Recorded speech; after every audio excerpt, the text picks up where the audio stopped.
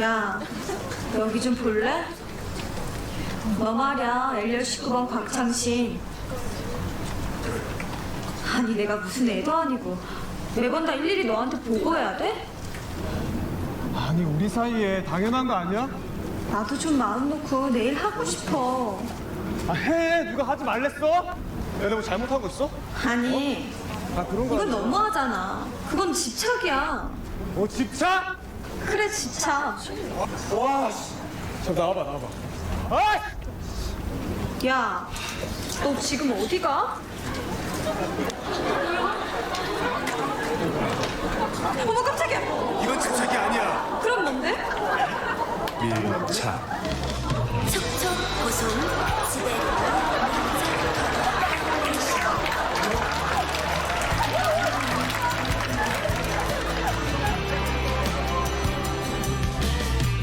가벼운 피팅감으로 완성되는 리얼 누드 스킨 지베르니 밀착 커버 파운데이션. 여러분 1분 정도 되는 이 영상 보면서 참 다양한 생각이 들었을 거예요. 이 영상 하나로 저 화장품 회사가 광고 대상에서 동상을 차지했고요. 심지어는 매출이 700억이 나왔답니다. 요즘 신문 광고 효과 있어? 뭐 극장 광고 효과 있어? 인스타그램 효과 없어? 효과 있어? 네이버 광고 뭐 파워링크 효과 있어? 이런 말 진짜 많이 듣죠. 그렇죠. 효과라는 건 뭘까요? 효과 이전에 내가 지금 광고하려는 이 매체가 어떤 매체인지, 성격이 어떤지. 신문 광고요? 봐봐요. 내가 호신도구를 판매하는 회사야. 그래서 가스총 같은 거 있잖아요. 네. 가스총을 판매하고 싶어. 그러면 신문을 구독하는 사람들은 대부분 가장 많이 보는 면이 사회면입니다. 네. 사회면, 그 다음에 경제면 이러잖아요. 네.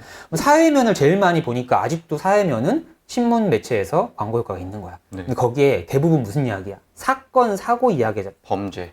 특히 최근에 뭐 성범죄 이런 것도 네. 기사 많이 나오잖아요. 그럼 그 기사를 보고 있는 독자가 정말 만약에 여자야. 그럼 나 어떻게 내 안전을 지키지? 이런 생각을 하고 있는 찰나에 그 밑에 가스총 하나만 있어도 당신의 인생을 지켜드립니다. 광고가 있다 쳐. 이 광고 효과 없을까요? 효과가 클 거고요. 저도 지금 저 광고 몇 년 전에 봤던 기억이 나는데 정말 보면서도 야 어떻게 저런 생각을 했을까? 저 자리에 있었던 관객들은 제품에 대한 임팩트가 너무 크지 않았을까요? 네, 그런 생각이 많이 드는. 그렇죠. 결국 저 플랫폼을 활용하기 위해 내가 어떤 광고를 준비해 놓고 광고를 집행하냐의 문제잖아요. 네. 그럼 우리 네이버 파워링크 제가 많이 얘기하죠. 파워링크 광고를 왜 효과가 없다고 얘기할까? 열의 9은 파워링크 광고비만 나가고 클릭하면 다 플레이스로 가거든. 근데 우리가 잘하는 건 뭐예요? 우리 매장에 아주 매력적인 홈페이지를 만들어 놓고 파워링크 광고를 하니까 클릭했을 때 우리 매력이 뿜뿜 나오잖아. 네. 지금 저 광고하고 다를 바가 없는 거예요. 맞아요. 그리고 고객들이 저 광고 보면서 박수 치는 거 보셨죠? 고객들은요, 에이, 이거 광고내가 아닙니다. 광고도 얼마만큼 광고주가 고민을 하고 기획을 해서 정성스럽게 준비하냐에 따라서 고객은 박수를 치고요, 찬사를 하고 구매로 이어지는 네. 겁니다. 광고다 해서 무조건 부정적인 게 아니라 광고임에도 불구하고 와, 저 제품은 저분들한테는 아마 계속 남아있을 거예요.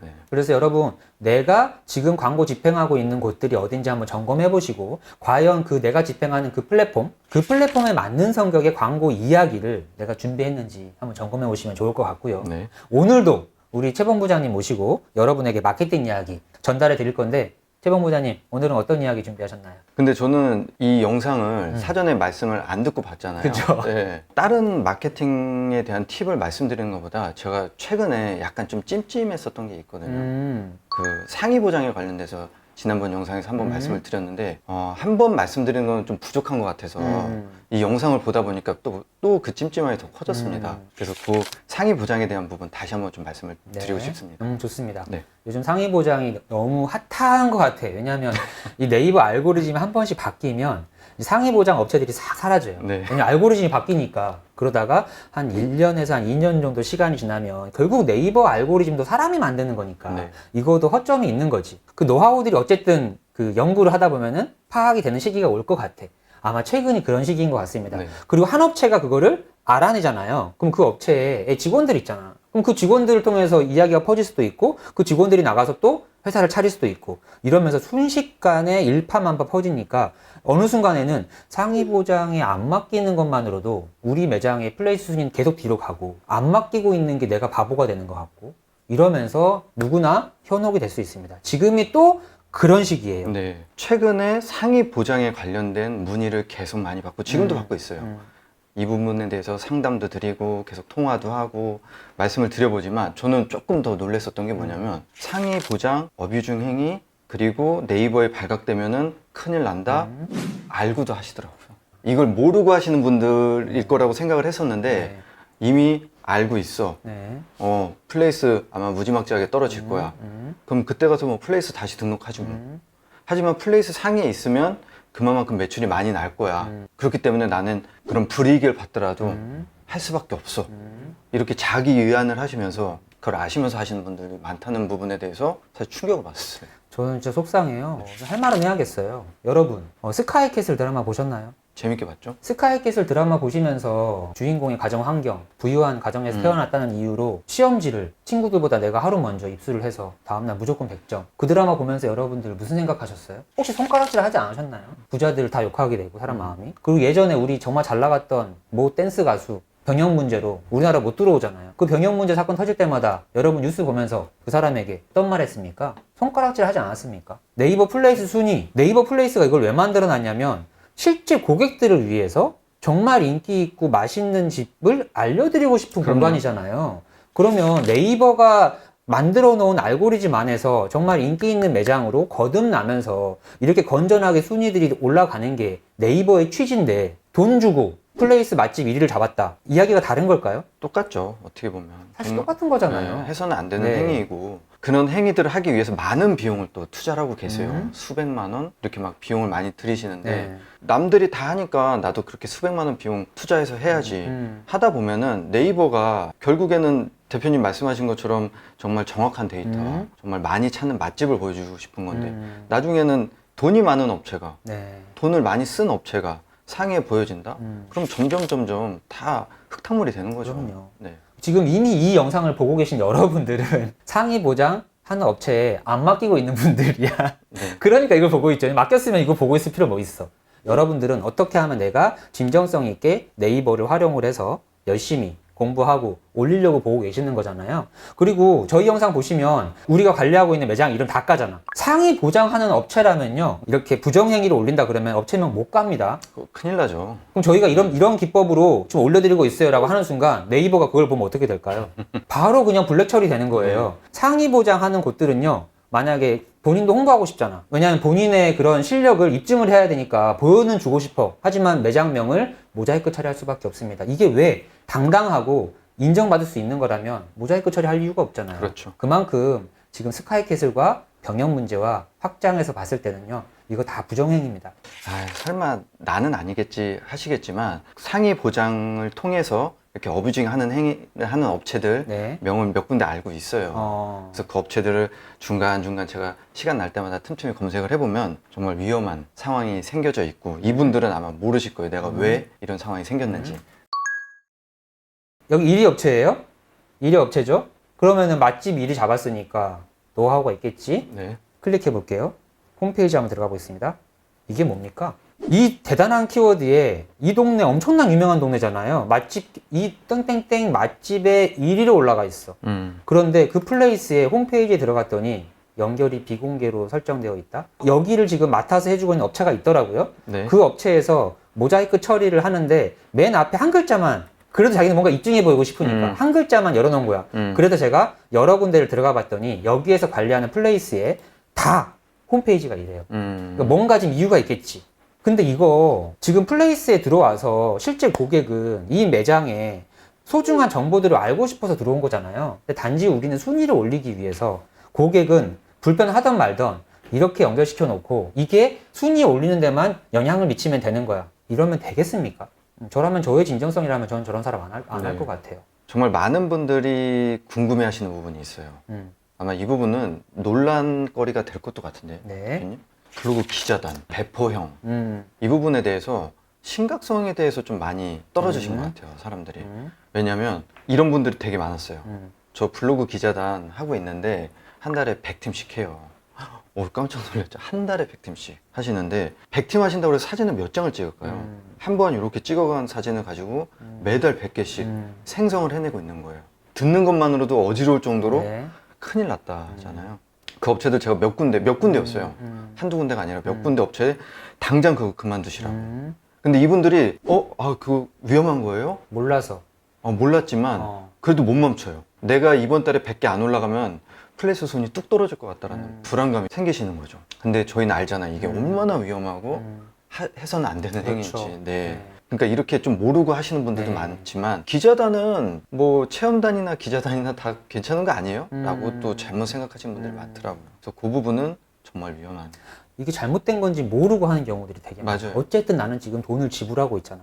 내가 무슨 공짜로 하는 것도 아니고 나는 돈을 내면서 나름 나도 투자하고 있는 거야. 기자단이 뭐냐면 체험을 하지 않고 글만 쓰는 게 기자인 거예요. 그 제품이 상품이 뭔지 모르는 거죠. 네. 음식점이라면 내가 가서 먹어보고 그렇죠. 썼으면 체험단이죠. 먹어보지 않으면 기자단이야. 그렇죠. 그럼 상품이야, 화장품이야. 화장품을 내가 체험을 해보고 한 달 동안 써보고 올리면은 체험단이야. 그렇죠. 근데 화장품을 받아보지도 않았어. 근데 업주가 뭐 보도자료 같은 거 보내주면 그걸 내가 대필 해가지고 써면은 기자단이야. 네. 이러면 됩니까? 안 됩니까, 여러분? 네이버는요, 계속 반복해서 말씀드리지만 좋은 상품, 좋은 음식점을 고객들에게 전달해주고 싶은 포털이 되고 싶은 거예요. 그래서 체험단이 100명이 왔다 가면 그 100명한테 여러분들이 정성스럽게 음식을 제공했던 그 행위가 있고 또 체험단들이 직접 먹어봤기 때문에 거기에 자기들만의 장단점에 대한 주관이 들어가잖아요. 기자단은요, 광고주가 저 이렇게 써주세요 라고 준 그 글을 그냥 올리시는 거잖아. 사진하고요. 안 그럴 수가 없겠지. 체험을 네. 못했으니까. 전혀 이거는 고객이 어때 평가한 글이 아니라 그냥 광고주가 하고 싶은 이야기만 하는 거잖아. 그러면 이걸 100개씩 해. 잘 해가지고 네이버에 다 도배를 해. 그러면 같은 동네에 음식점이 되게 다양한 곳이 있는데 한 매장이 100개의 기자단을 해서 다 도배를 해놓는 거야. 네이버가 제일 싫어하는 행위죠. 네이버도 싫어하겠지만 고객분들도 그 글을 몇 개 보다 보면은 똑같은데? 라는 느낌이 전달이 돼요. 오히려 고객분들이 보면은 큰일 나는 글들인 거죠. 여기는 그냥 걸러야겠네. 그냥 하나만 생각하는 거야. 올라가면 좋지 않을까. 플레이스 순위 올라가면 뭐해? 올라가서 우연히 클릭했더니 그 블로그 리뷰라고 몇 개 눌러보니까 다 작업이야. 여기는 작업해서 올라간 거고. 눈에 보이는 거에만 현혹이 되고 밑에 눈에 보이지 않는 블로그 리뷰들이 전부 기자단으로 도배되어 있는 거를 고객들이 클릭하고 여기는 일단 제외. 사진이 다 똑같아요. 보다 보면 큰일 나죠. 그래서 누구한테 컨설팅을 받고 내 마케팅의 첫 단추를 어떻게 끼웠냐에 따라서 이야기가 달라집니다. 네. 심지어 블로그 체험단을 음식점이야? 되게 진정성 있게 한 2년 동안 잘했어. 너무 잘한 거잖아요. 그걸 통해서 이렇게 그래도 마케팅이 자리를 잡았어. 근데 갑자기 누가 나 왜 힘들게 그거 음식 만들고 있어. 그거 나 그냥 한 30만 원만 주면은 30개씩 올라가. 기자단이라고 있어. 똑같아 개수는. 괜히 그런 말 들어가지고 2년 동안 잘하다가 한번 해보면 어때? 훨씬 편하잖아. 편하죠. 그러면 그때부터 여러분의 마케팅에 대한 알고리즘은 나쁜 쪽으로 가는 거예요. 이렇게 해야지만 상위에 올라가는구나. 우리 집은 플레이스 상위 계속 거기에 매몰되시는 거죠. 마케팅 하나도 어떻게 해야지 진정성 있게 할 것인가, 어떤 게 옳고 그름인가, 내 진심이 뭘까, 이거를 계속해서 고민하고 연구하다 보면 그런 성격의 사람이 음식 가지고는 연구 안 하시겠어요? 직원들 서비스 가지고 연구 안 하시겠어요? 어떻게 하면 쉽게 갈까? 이미 이렇게까지 마케팅 가지고 생각하시는 분이 음식이나 직원 서비스 이런 것들도요, 정말 진정성 있게 갈 수 있을까? 그런 업체가 와서 여러분들에게 아무리 감언이설로 현혹을 시켜도요, 이게 과연 진정성 있는 행위인가? 그거를 먼저 생각해야 됩니다. 이게 진짜 마케팅의 시작일 수 있어요. 그게 준비 안 된 상태에서 마케팅을 하면 이렇게 잘못된 길로 빠질 수 있지. 정말 정답을 말씀해 주셨고요. 우리 음식에 대해서 진심을 담으시려고 하잖아요. 이 진심을 담으신 음식을 또 마케팅도 진심 있게 하신다 그러면은 그 매장은 안 될 수가 없습니다. 최근에 이런 생각도 들어요. 어떻게 보면 정상적인 광고냐, 정상적이지 않은 광고냐. 이것도 누군가가 판사님이 딱 뭐 헌법 몇 조 몇 항 이렇게 아직 안 나와 있으니까 헷갈리는 거지. 그렇죠. 예를 들어 이런 거야. 최근에 디지털 노마드라 그래서 출근하지 않고 내가 이거 노트북만 있으면 어딜 가든 돈 벌 수 있잖아. 네. 그래서 블로그 대행하는 거를 배우는 거야. 글쓰기를 배우는 거 요즘 너무 핫하죠? 네네. 블로그 대행하는 걸 배워. 내가 글솜씨를 키우고 상위 잡는 기법을 배워. 이걸 배워서 예를 들어 블로그 체험단을 할 수 없는 곳들 있죠. 네. 전문직 하시는 분들, 뭐 의사나 변호사 이런 분들의 블로그를 대신 써줘. 많죠. 너무 많죠. 네. 심지어 그 학원들도 많이 생기고 있고. 그런데 저는요, 이것도 한번 언젠가 사건 터질 것 같아요. 그러네요. 네이버가 가만히 있지는 않을 거예요. 이게 저는 네이버를 무서워하기보다 고객들한테 과연 내가 진심인가를 먼저 늘 생각하는 게 맞다고 생각을 해요. 그래서 변호사의 블로그를 대행하는 게 잘못된 건 나는 아니라 생각해. 그럼요. 근데 이 변호사가 본인의 시간을 할애해서 글을 열심히 쓰는 거야. 여러분, 뭐 성폭행범은 이런 조치를 취하셔야 돼요. 나는 막 글 열심히 쓰겠지? 그럼 그 주옥 같은 글을 본인이 주옥 같은 글이지. 우리 일반인들이 보기에는 어렵잖아. 그렇죠. 그러면 본인이 글을 다 써서 이거를 일반인들이 봤을 때 읽기 좋게 좀 각색을 해주세요. 그리고 내 같은 내용이 블로그란 상위를 잡으려면 여기에다가 해시태그를 어떻게 달아야 되는지 그 네이버가 좋아하는 그 블로그 랭킹에 맞게끔 좀 각색을 해주세요. 난 여기까지는 괜찮을 것 같아. 그럼요. 그 각색은 반드시 필요하죠. 하지만 이 글의 진정성은 이 변호사야. 음식점도 처음에는 당연히 체험단이었잖아요. 누군가가 편리함을 찾다 보니까 기자단이 나온 거예요. 네. 그럼 누군가가 아이고 성폭행범 이야기 다 똑같죠. 제가 변호사만 한 100군데 관리하고 있어요. 제가 변호사님보다 글 더 잘 써요.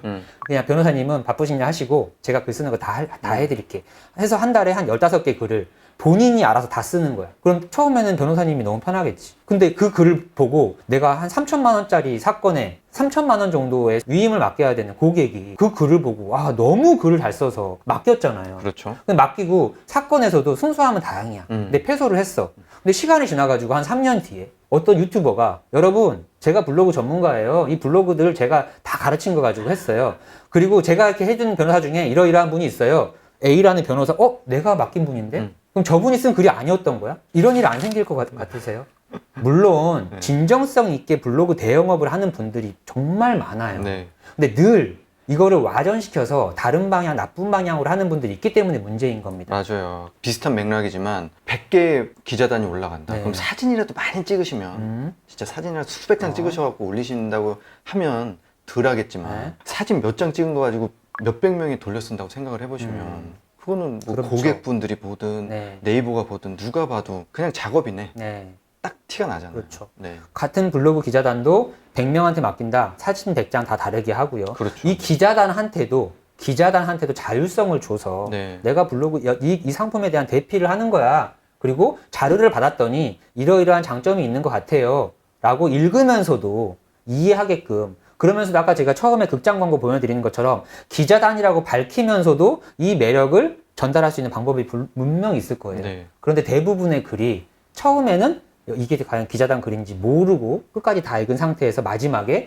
소정의 자료는 이렇게 들어갑니다. 아예 차라리 기자단을 맡길 거면은 처음부터 대놓고 이거는 기자단인데 이 상품의 장단점을 정확하게 알려준다고 하면 맞아요. 또 나쁘지가 않아요. 네. 이 정말 미묘한 경계선들을 알면서 나는 지금 과연 진정성 있게 하고 있는 건가 그런 점검 해보시면 너무 좋을 것 같습니다.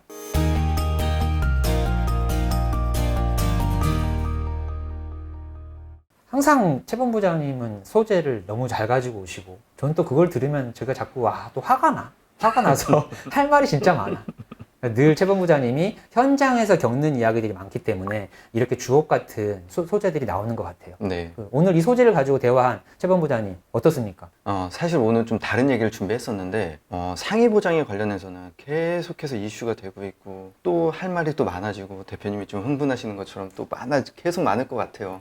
그래서 오늘 또 얘기가 또 상위 보장 쪽으로 흘렀고요. 결국 지속적으로 말씀드리지만 음식, 마케팅 모든 것에 대해서 처음 생각하셨던 그런 진심들이 우리 고객분들에게 잘 전달될 수 있는 그런 방법으로 진행이 되었으면 좋겠습니다. 너무 좋은 말씀 감사드리고 여러분 다음 영상에서도요 저희 우리 매장 네이버 1등 만들기는 여러분이 그렇게 중요하다고 생각하는 네이버 마케팅 이 네이버 마케팅 정말 동네에서만큼은 1등 할 수 있도록 저희의 수많은 노하우 가지고 찾아올 테니까요 구독하시고 다음 영상도 기다리시면 좋을 것 같습니다. 그럼 다음 영상에서 뵙겠습니다. 우리 매장 네이버 1등 만들기 저는 박 대표였고요. 저는 최 본부장이었습니다. 감사합니다.